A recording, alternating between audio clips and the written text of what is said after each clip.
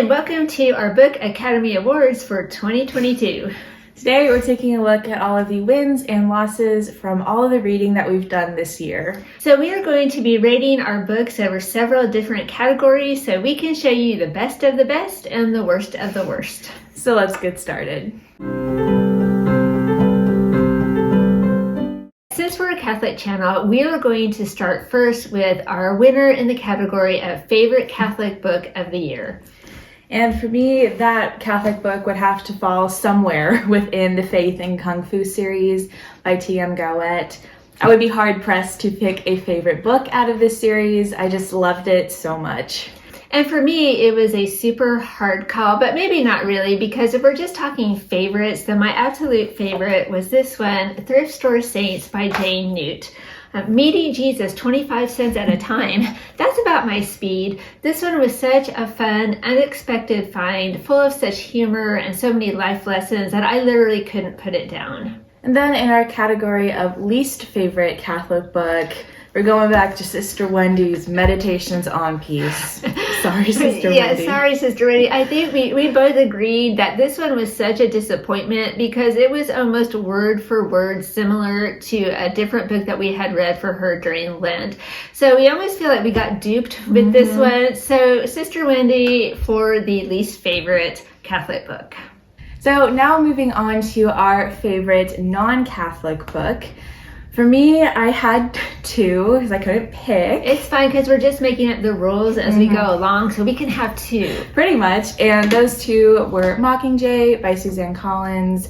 Great conclusion to this trilogy. Tons of emotions in here. And then Of the Shadow Soul by Lauren D. Fulter. This is a sci-fi fantasy series, and this was a great third book. Okay, and so my favorite non-Catholic book was one, again, that was just a lucky find, and that was The Four Seasons in Rome. It was such a delightful book. I loved hearing about Rome through the eyes of the author, who was there for a year with his wife and newly born twin sons. So it definitely had a unique spin, and I just loved it. And then for our least favorite non-Catholic book, that was also very hard to choose. But for me, apparently my March self decided that Christmas Cupcake Murder got 1 star. Oh my goodness. I remember nothing about this book, but apparently it was boring and slow, according to my own words. So there you have it. There you have it. Maybe a book to avoid. And my least favorite non-Catholic book, the winner was, I hate to say this on camera, but it was a classic called Jacob Have I Loved. I just thought the whole thing was very slow and depressing, and I didn't like the ending, and I just hope I never have to read that one again. So now we're moving on to our favorite series from this year.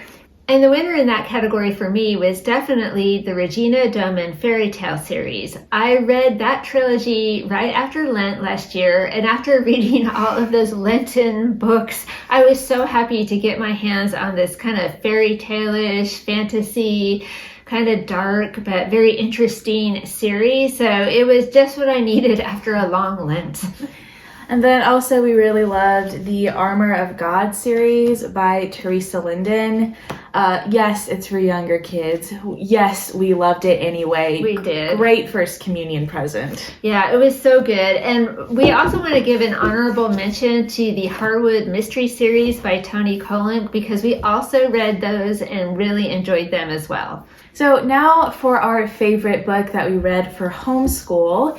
We both agree that that would be A Girl of the Limberlost. Yeah, we read that as part of our Charlotte Mason style nature studies, and I don't know what we expected going into that book, but it was just so good. It was so good. So good. If you like Anne of Green Gables, you would definitely like A Girl of the Limberlost. And then I went on to read Freckles by the same author, and that was super good also. And then for our least favorite homeschool book, we have two down at the bottom. The first one is Relativity, which we read for physics last spring. just a complicated book, too many thought experiments. I did not have a good experience with that one. I liked it. Kate didn't like it. That's fine.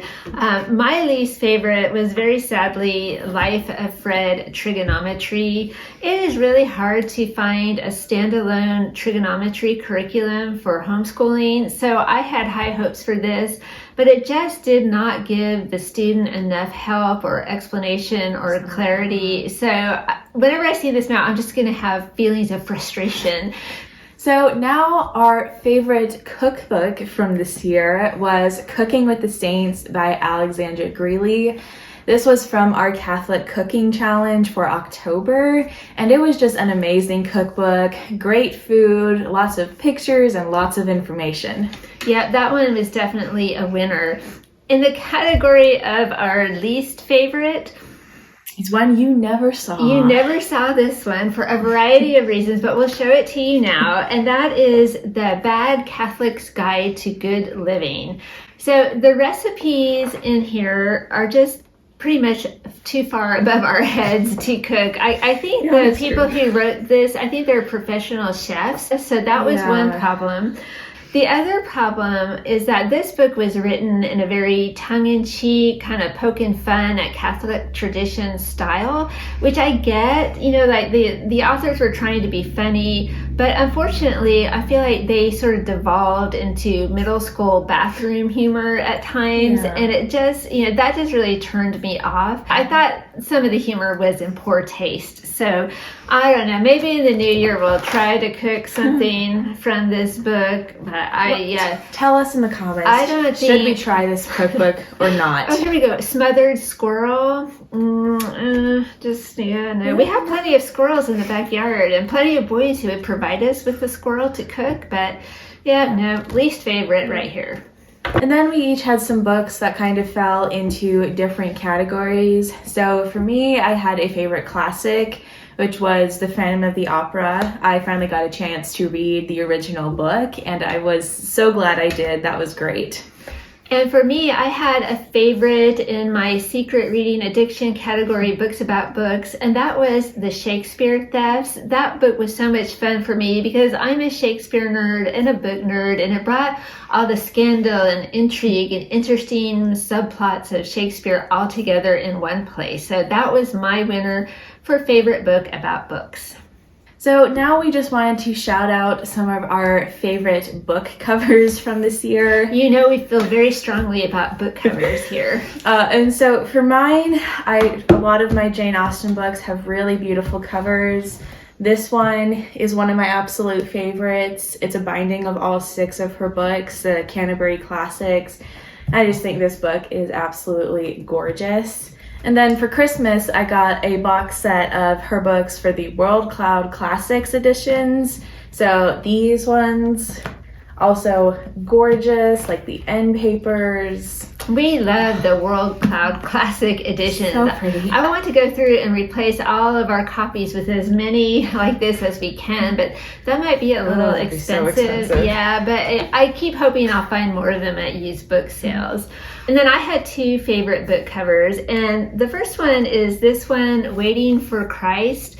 It's from the Augustine Institute, so good job whoever picked out this cover. The book is by St. John Henry Newman, and I just think it's such a beautiful cover with the light and the dark contrasting and the empty manger and just that feeling of waiting and expectancy. I feel like this cover completely captures the whole essence of the book.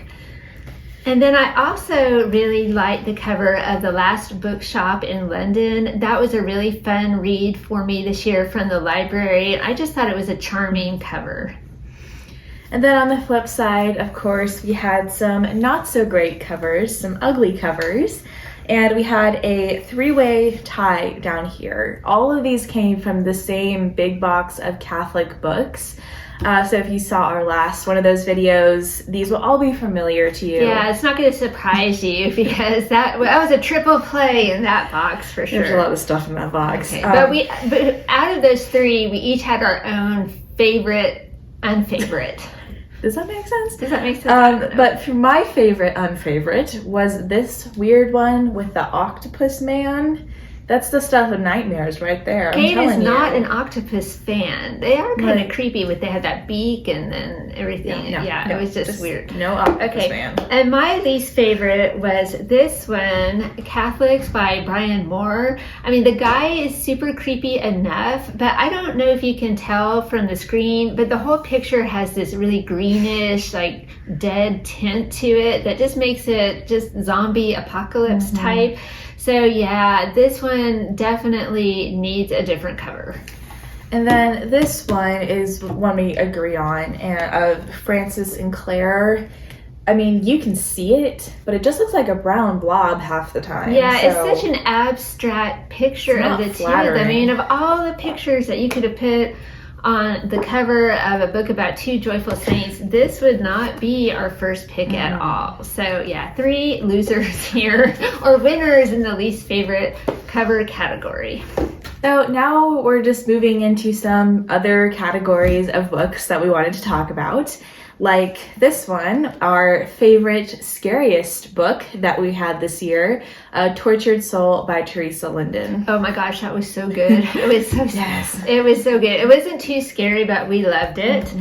And then we had a couple we wanted to share in the category of most helpful book that we read. And for me, that was Holy Hacks by Patty Armstrong. I've had this book for several years and I've read it before, but this year I just decided that I was going to keep reading it all year. So I started at the beginning of the year and I just read a page or two every day on a rolling basis. So I guess I read this like twice at least throughout the year, but it just has different ways that you can live a holier life in so many categories, like how to have holier relationships, how to protect yourself spiritually, or how to pray better. I just thought it was so super helpful. And then for school, we did read Atomic Habits, which was another super helpful book. It's the classic, you know, it was very interesting. Self-help book, get your life together book. There's a ton of good information in here. Yeah, definitely worth reading if you haven't read it. And then I had a book that fell into, I'll say, the most unusual book that I read all year, and that was Sunday Will Never Be the Same by Dawn Eden Goldstein. Is it a conversion story? Is it the history of rock and roll? Is it both? You decide. And then we wanted to end today by talking about our most surprising flop and then our most surprising win. So the flop book would be Hittite Warrior by Joanne Williamson.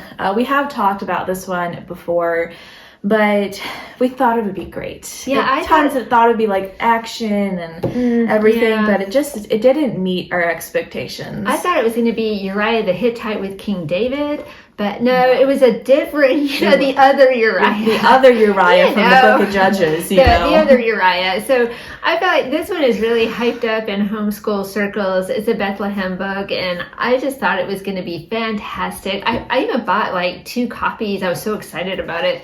There's better Bethlehem books, I'll say that. Definitely. But our biggest surprise win was the book Hands-Free Mama. That was a book that we saw advertised as life-changing, which always makes me super skeptical, but it really was that good. And if you haven't read it and you're looking for a good mom, parenting, lifestyle book, definitely pick that one up. It was a favorite here.